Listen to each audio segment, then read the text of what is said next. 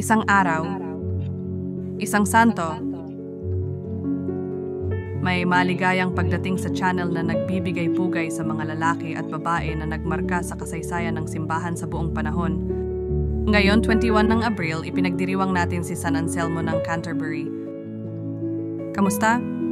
Si San Anselmo, na kilala rin bilang Anselmo ng Canterbury, ay isang teolohista at pilosopo ng Middle Ages, isinilang noong 1033 sa Aosta, Italia.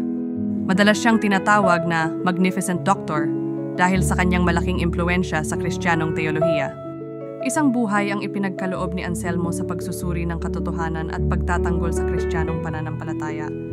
Nagiging monghe siya sa Abbey ng Bec sa Normandy, kung saan nag-aral at nagturo siya ng teolohiya.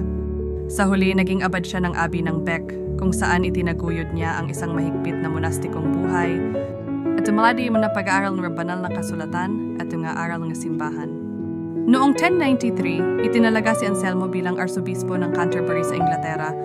Bilang arsobispo, nagtrabaho siya ng husto upang baguhin ang simbahan at ibalik ang disiplina ng iglesia. Naglaro rin siya ng mahalagang papel sa pagtatanggol ng simbahan laban sa pakikialam ng sekular na kapangyarihan. Narito ang isang dasal kay San Anselmo.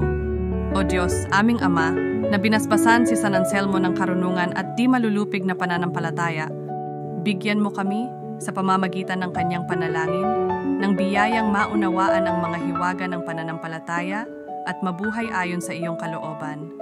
Inspira kami sa kanyang halimbawa ng debosyon at paghahanap ng katotohanan, at tulungan kaming manatiling tapat sa iyong turo. Sa pangalan ni Jesus Kristo aming Panginoon. Amen.